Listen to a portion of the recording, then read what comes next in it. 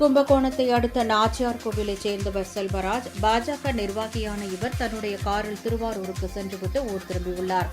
திருச்சேரை அருகே வந்து கொண்டிருந்த போது மதுபோதையில் இருசக்கர வாகனங்களில் வந்த 15க்கும் மேற்பட்டோர் கார் மீது மோதுவதைப் போல் வந்துள்ளனர்.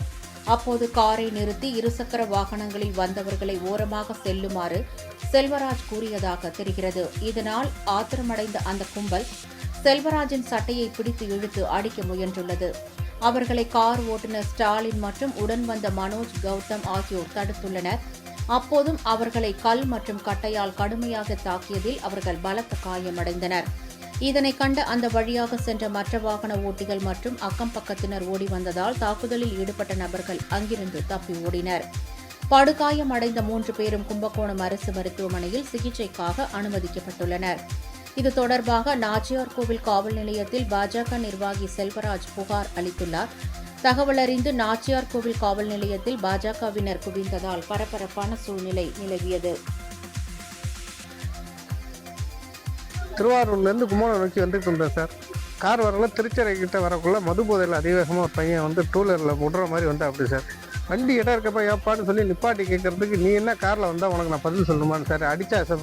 அடித்து பேசுகிறக்குள்ளே டக்குன்னு அடிக்கிறா அப்படி சார். அடித்து ஃபோன் போட்டு ஆள் வர சொல்லி எங்களை அடித்து என் செயினை அறுத்து செல்லை தூக்கிட்டு போயிட்டாங்க சார். இருக்கிற கூட்டத்தில் ஒரு 10-15 பேர் வராங்க சார். யார் அடிக்கிறாங்க, என்ன அடிக்கிறாங்கன்னு தெரியல சார். கார் கண்ணாடியெல்லாம் உடைச்சிட்டாங்க. நாங்கள் பயந்துட்டு ஓடுற மாதிரி ஆயிடுச்சு சார். சகோதரர் செல்வராஜ் குடும்பத்தை சார்ந்தவர்கள் திருவாரூரிலிருந்து கும்பகோணத்தை நோக்கி காரில் வரும்போது திருச்சரை என்ற பகுதியில் எதிர் திசையில் இருசக்கர வாகனத்தில் ஒரு நபர் மது போதையில் வந்துள்ளார். அவர் குறுக்கே வந்ததும் வண்டியை நிறுத்தி ஏன் இவ்வளவு வேகமாக வருகிறார் என்று அந்த டிரைவர் கேட்கும்போது அவரை தாக்கி அவருடைய செயினையும் அறுத்து அவருடைய மொபைலையும் எடுத்து சென்று ஃபோன் போட்டு அழைத்து கிட்டத்தட்ட 15க்கும் மேற்பட்ட நபர்கள் வந்து 15 பேர் கொண்ட கும்பல் ஒருவரை தாக்கியுள்ளது. பாரதிய ஜனதா கட்சி கொடி போட்டுள்ள அந்த வாகனத்தை சுக்குநூறாக அடித்து உடைத்துள்ளார்கள். பாரதிய ஜனதா கட்சி கொடி போட்டால் நீங்கள் பெரிய ஆளா என்று சொல்லி அடித்து உடைத்துள்ளார்கள்.